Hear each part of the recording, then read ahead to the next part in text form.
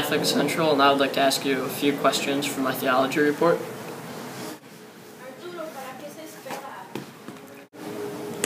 Would you consider yourself an agnostic or an atheist? An atheist, because I do not believe in my God. Okay. Why are you an atheist? I was not always an atheist. After my mom passed away in a car accident, when I was a young teenage boy, I lost all hope in a God. Oh, I'm sorry. Do you believe that you have the same morals as someone who believes in a loving deity? Yes, I do. Alright. Why do you think that you were created? I believe that human species survived and evolved over the time, and now the fittest of all survived, and that's why I'm here. Okay. By whom do you think that you were created by? By my mom and dad. What do you think about the Bible? Now this one's a complicated one. The Bible seems to me as sometimes it can be true, but when it's false, it's a complete myth. It only explains how you should live your life as moral, and it explains how to live your life back in the time, like in the 1st century. Oh, okay. So who do you think that Jesus Christ was? I believe Jesus Christ was a very wise man, but not the Son of God. Alright. What do you think of miracles, real or false?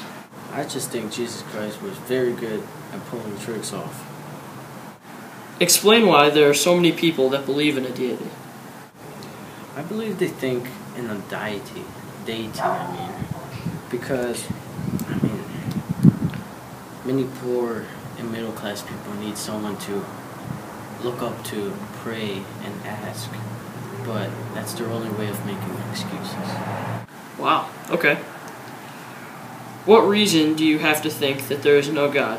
I think the theory of evolution disclaims God, so here you go. Thank you for your time, sir. This is our video response. We are here to explain why the atheist is wrong and how God exists. We are now going to name off the proofs for God with my assistant. First, we're going to do St. Aquinas' 5 proofs for God. The first one that I am going to explain is the first mover. It just states that everything is moved by something else, and the object that was in place was moved by the first mover. It is impossible for an object to move itself. It needs the help of another object in motion to make it move. This shows that God is the first mover, and that He exerted the first move, which is what everything moves on now. Many scientists may call this the Big Bang theory. Next, we're going to explain the first cause. It's something as the first mover, except for nothing can happen without a cause. A cause is an action that produces a result. Example, wings of a bird cause the bird to fly. A kick to the bottle caused the bottle to fly. So nothing can cause itself because it would have to exist prior than itself. The bottle cannot move itself. I exerted force upon it. So even if you believe in the Big Bang or in evolution, you must believe in the first cause. The first cause must be given the name God, because no other being is capable of doing this. The next one that I'm going to explain is the necessary being. Things in nature have a possibility of existing or not existing. Things will stop existing, meaning extinction, but there is never a time where nothing existed. Otherwise, there is no prior being in making things. Which came first, the chicken or the egg? God. So this just explains that there must be a being that created everything. The next one that I'm going to explain is the greatest being. We make observations in the world, and we use words like greatest, least, hottest, coldest, warm, perfect, the most perfect. Something must be the hottest or the coldest, and this is what we compare everything to. Something must be the most in all characteristics in order to compare everything to it. It's the most perfect possible. So this all leads to the great being called God. Intelligent designer. This is the final one. We see things that are not intelligent, such as rocks, grass, and trees. The moon comes out at night for us to sleep. The sun rises to give life and energy for things to grow. The sun and the moon are not intelligent things. The tree grows and produces leaves and produces fruits, not by random, but by intention. Aquinas says that if something lacks awareness, it cannot accomplish a goal unless directed by something with awareness or intelligence. If you believe the world was formed by evolution, you must believe that someone or something must have initiated the development and ordering of evolution. Now we're going to talk about how science does not bury God. Science is not self-explanatory. When you get down to the roots, it requires something bigger than itself, which is a creator that has no beginning, which is God. In a big picture, you could say science is small. In the big picture would be referring to God. The Big Bang Theory is something that cannot be made from nothing, because nothing can't be made from nothing. It has to have something, which would be God creating it. God created the Big Bang Theory. As Christians, we believe in a ex nihilo, which means created from nothing. A lot of Christians believe that we live in a transcendental universe, which means that nothing, which would be the universe, was created by God. An example would be if you pick up a bag and you drop it, it's going to hit the floor 100 times out of 100 times. And this is what scientists believe, because they believe in cause and effect. The cause is you picked up the bag, the effect is it hit the ground after you dropped it. And that's part of the reason why they don't believe in miracles, because since God is greater than science, God's up here and science is down here because he's greater than it, he can make miracles happen whenever he wants. And there's no cause for it, because it's God, and he controls that. Keith Ward, a famous British philosopher, quoted that Plato, Aristotle, Berkeley, and Locke saw the origin of the universe as a transcendent reality, meaning that God created it rather than the universe just coming out of nothing. So miracles only happen once. For example, getting shot. You just can't get back up, rewind it, and then do it again. Now I'm going to explain the ontological argument. First, it gives you a definition of God, which is that than which a greater cannot be thought. The greater is the greatest in perfection, power, intelligence, truth, and love. So people think of the most perfect thing they can think of in their head. So like, let's imagine the most perfect flower, okay? So the person is thinking of the most perfect flower. In their head, this is perfection, because it's the most perfect thing.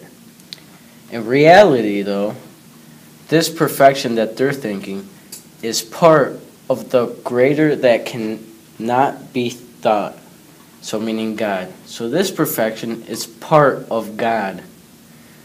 This presents in the whole this is present in the whole perfection, so it's like part of it. So an atheist can conceive that his or her perfect is not the perfectest, or the most perfect, I mean.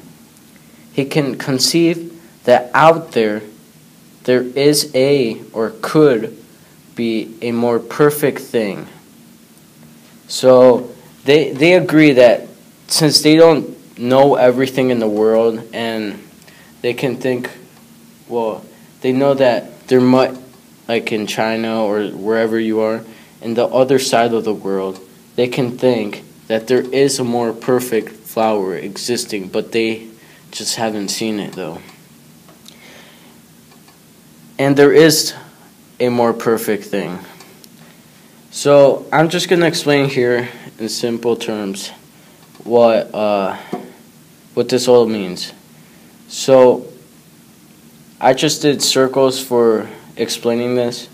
So the Creator, God, Him thinking of the thing is 100% real. It's in His mind. It's with Him right now.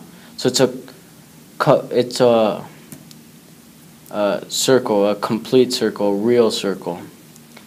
And then things the Creator made, so what He actually created, it's going to be only 80% real because it's going to be something that He created. It's going to be part of Him, part of real. So it's only going to be part of this 100% real.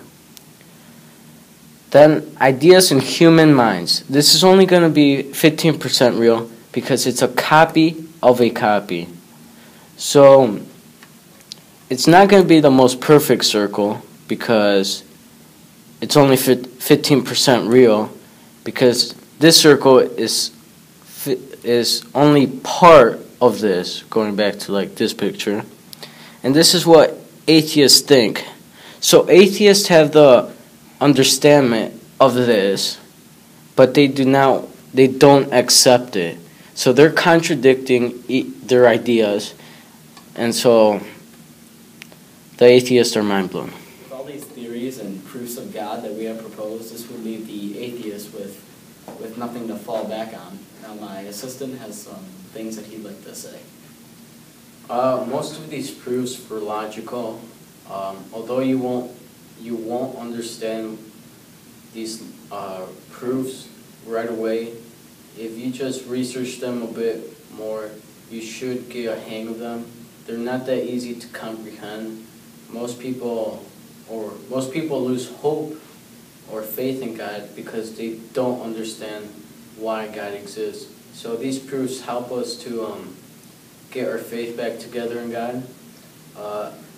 Most of the information I gathered on the 5 proofs of St. Aquinas and the ontological argument, I gathered most of that information on Catholic.org on a series that is called Converging and Convincing Proof of God.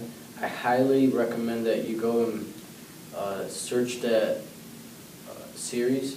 It gives you a lot of proofs and logical reasonings for why God has to exist.